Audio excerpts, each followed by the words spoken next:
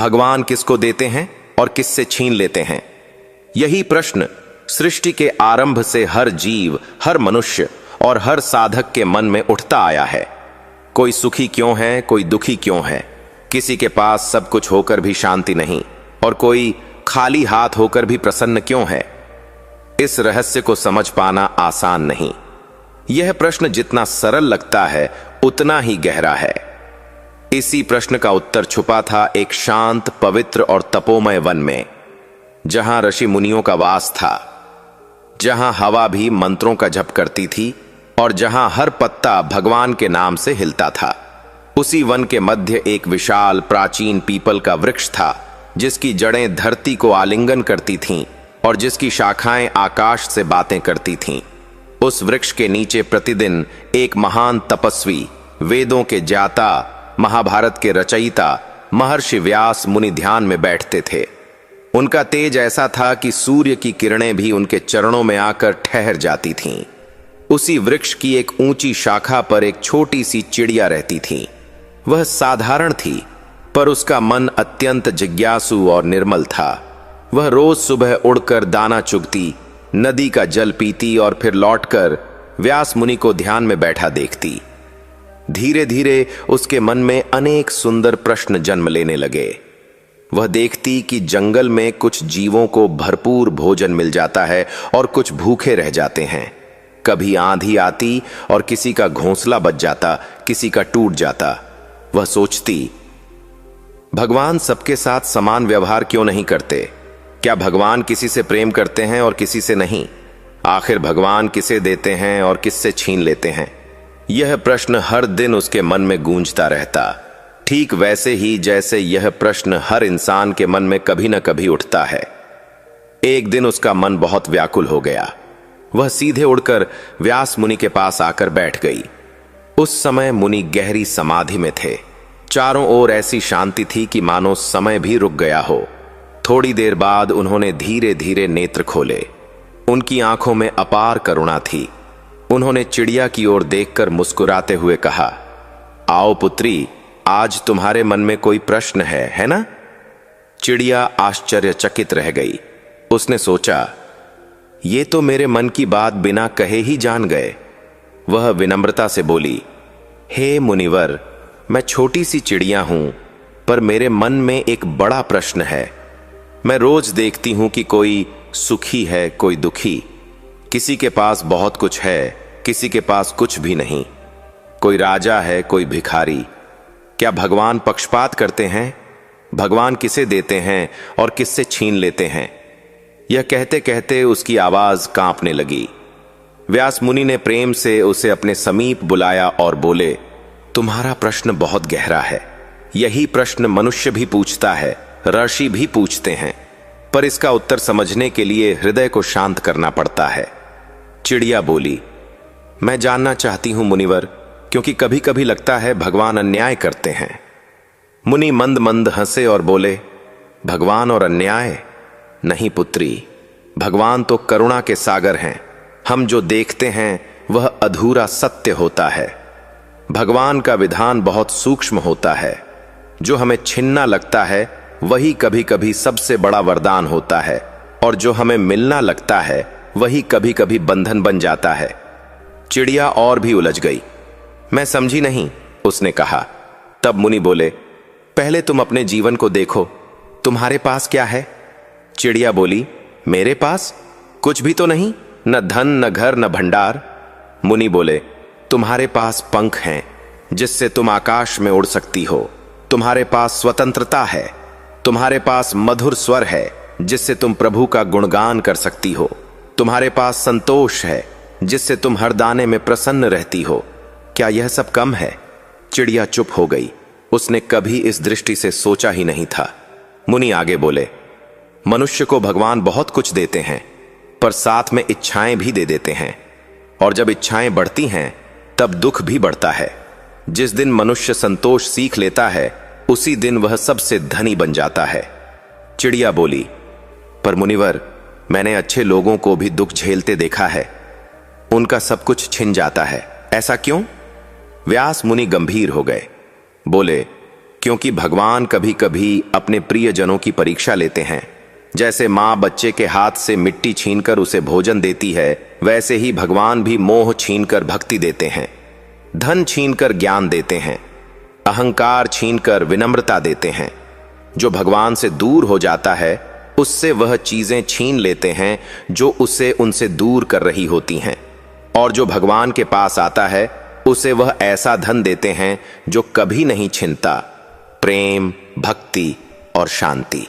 One में हवा बह रही थी, पत्ते झूम रहे थे, मानो प्रकृति भी इस ज्ञान को सुन रही हो। चिड़िया के मन में श्रद्धा भर आई। उसने कहा, मुनिवर, क्या आप मुझे कोई ऐसी कथा सुनाएंगे जिससे मैं यह रहस्य समझ सकूं? व्यास मुनि मुस्कुराए और बोले, हां पुत्री, मैं तुम्हें एक राजा की कथा सुनाऊंगा। वह राजा बहुत धनी था, पर उसके भीतर अभिमान भरा था।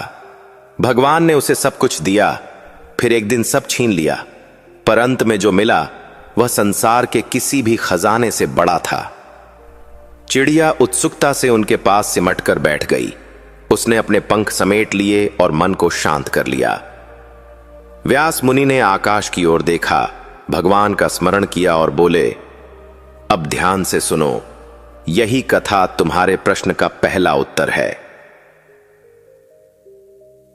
व्यास मुनि ने आसन स्थिर किया, नेत्रों में करुणा भर ली और शांत स्वर में कथा आरंभ की। पुत्री, बहुत समय पहले आर्यावर्त में एक समृद्ध राज्य था। उस राज्य का नाम सुवर्णपुर था। वहां नदियां दूध के समान स्वच्छ बहती थीं, खेतों में अन्न लहलहाता था, बाजारों में रौनक रहती थी और प्रजा सुखी दिखाई देती थी। उस राज्य का राजा वीरसेन था। वह पराक्रमी था, बुद्धिमान भी था, पर उसके हृदय में धीरे धीरे एक सूक्ष्म दोष जन्म ले चुका था, अहंकार। उसे लगने लगा था कि यह सब वैभव उसके परिश्रम से है, उसकी शक्ति से है, उसकी बुद्धि से है। वह भूल गया था कि देने वाला कोई और है। वह रोज दान देता, यज्ञ कराता, पर भीतर से उसे अपने पुण्य का गर्व था। जब लोग उसकी प्रशंसा करते तो उसका सीना और चौड़ा हो जाता। वह सोचता, मेरे जैसा भाग्यशाली और सामर्थ्यवान कौन है? चिड़िया ध्यान से सुन रही थी। मुनि आगे बोले, धीरे धीरे राजा का मन भगवान से हटकर अपने वैभव पर टिक गया। पहले वह सुबह मंदिर जाता था, अब राजसभा में बैठना अधिक आवश्यक लगने लगा। पहले वह साधुओं की सेवा करता था, अब उन्हें प्रतीक्षा करवाता था। भक्ति कम हुई और अधिकार का भाव बढ़ गया। यही वह क्षण होता है जब मनुष्य का पतन शुरू होता है, पर उसे इसका आभास नहीं होता। भगवान दंड नहीं देते, वे केवल दर्प को तोड़ते हैं ताकि आत्मा जाग सके। एक वर्ष राज्य में वर्षा कम हुई, खेत सूखने लगे, अन्न घटने लगा। राजा ने भंडार खोल दिए, पर उसे विश्वास था कि यह अस्थाई है। अगले वर्ष महामारी फैली, लोग बीमार पड़ने लगे, महल में भी शोक पहुंच गया। राजा का इकलौता पुत्र रोगग्रस्त हो गया। वैद्य आए, औषधि हुई, यज्ञ हुए, पर रोग न रुका। पहली बार राजा का हृदय कांपा। उसने आकाश की ओर देखकर कहा, हे भगवान, यह सब मेरे साथ क्यों? उसकी आवाज में शिकायत थी, प्रार्थना नहीं। कुछ ही दिनों में राजकुमार चल बसा। महल में सन्नाटा छा गया। राजा की आंखों का अभिमान आंसुओं में बह गया। वह घंटों अकेला बैठा रहता। जिसे अपनी शक्ति पर गर्व था, वह अब असहाय हो चुका था।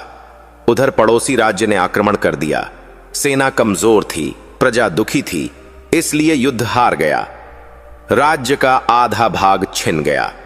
राजा को महल छोड़कर साधारण वस्त्रों में निकलना पड़ा। उसके साथ न सेना थी, न वैभव, न मित्र। जो लोग पहले उसकी जय जयकार करते थे, वे दूर हो गए। अब वह अकेला था। चिड़िया ने धीरे से पूछा, मुनिवर, क्या भगवान ने उससे सब छीन लिया? व्यास मुनि बोले, हां, पर ध्यान दो, भगवान ने उसका विनाश नहीं किया, केवल उसका अहंकार तोड़ा। कभी कभी जो टूटता है वही नया जीवन बनाता है। राजा जंगलों में भटकता रहा। भूख लगती तो साधारण भोजन मांगता, धूप में चलता वर्षा में भीगता। धीरे धीरे उसे समझ आने लगा कि वह भी बाकी मनुष्यों जैसा ही है, न वह विशेष था न श्रेष्ठ। एक दिन थककर वह एक आश्रम के बाहर बैठ गया। वहां कुछ साधु भजन गा रहे थे, जो दे वही प्रभु, जो ले वही प्रभु। वह भजन सुनते ही उसके भीतर कुछ पिघल गया। उसकी आंखों से आंसू बहने लगे। उसने जीवन में पहली बार सच्चे मन से कहा, हे प्रभु, मैंने आपको भुला दिया था। जो दिया उसे अपना समझा, जो लिया उस पर रोया। अब मुझे कुछ नहीं चाहिए, बस आपकी शरण चाहिए। उसी क्षण उसके हृदय का बोझ हल्का हो गया। वर्षों बाद उसे शांति का अनुभव हुआ। उसने आश्रम में रहकर सेवा करनी शुरू की। पानी भरना, लकड़ी लाना, बीमारों की देखभाल करना। सेवा करते करते उसका मन निर्मल हो गया। जो राजा कभी सिंहासन पर बैठता था, वह अब भूमि पर बैठकर प्रसन्न रहता था। उसे समझ आ गया कि सच्चा सुख अधिकार में नहीं, समर्पण में है। व्यास मुनि ने चिड़िया की ओर देखा और बोले, पुत्री, जब तक उसके पास सब कुछ था, तब तक वह भगवान से दूर था। जब सब चला गया, तब वह भगवान के पास आया। बताओ, वास्तव में उससे क्या छिना और क्या मिला? चिड़िया सोच में पड़ गई। वन में संध्या उतर रही थी। आकाश लाल हो रहा था। उसे लग रहा था कि कथा अभी अधूरी है, जैसे कोई रहस्य बाकी हो। उसने उत्सुकता से पूछा, फिर क्या हुआ मुनिवर? क्या उसे कुछ वापस मिला? व्यास मुनि मुस्कुराए, हां मिला, पर जो मिला वह पहले से बिल्कुल अलग था। वही तुम्हारे प्रश्न का अंतिम उत्तर है। उसे मैं अगले भाग में बताऊंगा। संध्या का समय था। आकाश पर लालिमा फैल चुकी थी। पक्षी अपने अपने घोंसलों की ओर लौट रहे थे। वट वृक्ष के नीचे व्यास मुनि शांत बैठे थे और छोटी चिड़िया उनके पास एकटक देख रही थीं। उसके मन में उत्सुकता थी। उस राजा का आगे क्या हुआ? क्या भगवान ने सच में उससे सब कुछ लेकर उसे खाली कर दिया था, या उसके लिए कुछ और ही योजना थी? मुनि ने उसके मन को पढ़ लिया और मधुर स्वर में बोले, पुत्री, जहां से त्याग शुरू होता है, वहीं से कृपा का द्वार खुलता है। अब सुनो उस राजा के जीवन का अंतिम और सबसे महत्वपूर्ण अध्याय। राजा वीरसेन ने आश्रम में रहकर सेवा को ही अपना धर्म बना लिया था। सुबह सूर्योदय से पहले उठता, नदी से जल लाता, आश्रम की भूमि साफ करता, साधुओं के लिए लकड़ियां इकट्ठी करता और दिन भर बिना थके दूसरों की सहायता करता। उसके वस्त्र साधारण थे, भोजन रूखा सूखा था, पर उसके चेहरे पर अब जो शांति थी, वह पहले कभी नहीं थी। पहले वह सोने के महल में भी बेचैन रहता था, अब मिट्टी की कुटिया में गहरी नींद सोता था। पहले उसे अपने सिंहासन की चिंता रहती थी, अब उसे केवल प्रभु नाम का स्मरण रहता था। धीरे धीरे उसके भीतर से मैं का भाव समाप्त होने लगा। वह हर काम करते समय कहता, हे प्रभु, यह सब आपकी सेवा है। यही भाव उसके जीवन को बदल रहा था। एक दिन आश्रम में भयंकर वर्षा हुई। नदी उफान पर आ गई। कुछ गांवों में पानी भर गया। लोग सहायता के लिए पुकारने लगे। राजा ने बिना देर किए नाव उठाई और कई बार प्राणों की परवाह किए बिना लोगों को सुरक्षित स्थान पर पहुंचाया। वह थक गया था, शरीर कांप रहा था, पर उसके चेहरे पर संतोष था। उसी रात आश्रम के वृद्ध महात्मा ने उसे पास बुलाकर कहा, वत्स, तुम कोई साधारण व्यक्ति नहीं लगते। तुम्हारी वाणी, तुम्हारा व्यवहार, तुम्हारी करुणा, यह सब किसी राजा के संस्कार बताते हैं। तब पहली बार वीरसेन ने अपना परिचय दिया। महात्मा मुस्कुराए और बोले, ईश्वर ने तुम्हें गिराया नहीं, गढ़ा है। तुम्हारा हृदय अब शुद्ध हो चुका है। अब तुम सच्चे अर्थ में राजा बने हो, अपने मन के राजा। उसी समय समाचार आया कि सुवर्णपुर की प्रजा अपने पुराने राजा को खोज रही है। नया शासक अत्याचारी निकला था। लोग दुखी थे और उन्हें अपने दयालु राजा की याद आ रही थी। सैनिक और मंत्री उसे ढूंढते ढूंढते आश्रम पहुंचे। उन्होंने वीरसेन को देखा तो रो पड़े और बोले, महाराज, वापस चलिए, राज्य आपको पुकार रहा है। यह सुनकर वीरसेन कुछ क्षण मौन रहा। पहले होता तो वह तुरंत सिंहासन के लिए दौड़ पड़ता, पर अब उसके मन में लोभ नहीं था। उसने आकाश की ओर देखा और मन ही मन कहा, हे प्रभु, यदि यह आपकी इच्छा है तो मैं जाऊंगा। यह राज्य भी आपका है, मैं भी आपका हूं। वह वापस लौटा, पर इस बार उसका हृदय बदल चुका था। उसने राजमहल में प्रवेश किया, पर भीतर वैराग्य था। उसने राज्य को सेवा का स्थान माना, अधिकार का नहीं। उसने भंडार प्रजा के लिए खोल दिए, अन्याय समाप्त किया, मंदिरों और आश्रमों का सम्मान बढ़ाया, और सबसे बड़ी बात, उसने कभी स्वयं को कर्ता नहीं समझा। वह हर निर्णय से पहले भगवान का स्मरण करता। अब राज्य फिर से समृद्ध होने लगा, पर राजा के भीतर अहंकार का नाम भी नहीं था। उसके पास पहले भी धन था, पर शांति नहीं थी। अब शांति थी, इसलिए हर वस्तु सुख देने लगी। व्यास मुनि ने कथा रोककर चिड़िया की ओर देखा और पूछा, पुत्री, बताओ, भगवान ने उससे क्या छीना? चिड़िया ने धीरे से कहा, उसका अहंकार, उसका अभिमान। और क्या दिया? मुनि ने पूछा। चिड़िया की आंखें चमक उठीं। भक्ति, विनम्रता, संतोष और सच्चा सुख। मुनि प्रसन्न हुए, बोले, यही समझना था। भगवान कभी किसी से द्वेषवश नहीं छीनते। वे केवल वह चीजें दूर करते हैं जो हमें उनसे दूर कर रही होती हैं। जब मनुष्य धन में डूब जाता है तो भगवान धन ले लेते हैं ताकि वह उन्हें याद करे। जब मनुष्य अहंकारी हो जाता है तो वे परिस्थितियां बदल देते हैं ताकि वह झुकना सीख जाए। और जो पहले से ही नम्र, भक्त और संतोषी होता है, उसे भगवान और भी अधिक कृपा देते हैं, ज्ञान, प्रेम और आंतरिक आनंद। हवा धीरे धीरे बह रही थी। रात उतरने लगी थी। चांदनी पेड़ों पर बिखर रही थी। चिड़िया के मन का सारा संशय दूर हो चुका था। उसने फोल्डेड पंखों से प्रणाम किया और बोली, मुनिवर, अब समझ गई। भगवान देने वाले भी वही हैं और लेने वाले भी वही, पर उनका हर काम हमारे कल्याण के लिए होता है। व्यास मुनि ने आशीर्वाद देते हुए कहा, हां पुत्री, याद रखना, भगवान वस्तुएं नहीं देते, वे अवसर देते हैं। भगवान दंड नहीं देते, वे सुधार देते हैं। और भगवान जब छीनते हैं तब खाली नहीं करते, बल्कि हृदय को अपने प्रेम से भरने की जगह बनाते हैं। जो प्रभु को पा लेता है उससे फिर कुछ भी नहीं छिनता। यह सुनकर चिड़िया आनंद से चहचहाने लगी। अब उसका प्रश्न समाप्त हो चुका था। अगले दिन जब सूरज उगा, वह पहले से अधिक प्रसन्न थी। उसे समझ आ गया था कि उसके पास कम नहीं, बहुत कुछ है। खुला आकाश, 2 पंख और प्रभु का नाम। और उसी संतोष में उसे भगवान की सबसे बड़ी देन मिल चुकी थी। भगवान उनसे छीन लेते हैं जिनके भीतर अहंकार, मोह और असत्य बढ़ जाता है, ताकि वे सही मार्ग पर लौट सकें। और भगवान उन्हें देते हैं जो विनम्र, भक्त, संतोषी और समर्पित होते हैं। अंततः भगवान का हर लेना भी देना ही होता है, क्योंकि वह आत्मा के कल्याण के लिए होता है। और इस प्रकार छोटी सी चिड़िया को अपने प्रश्न का उत्तर मिल गया।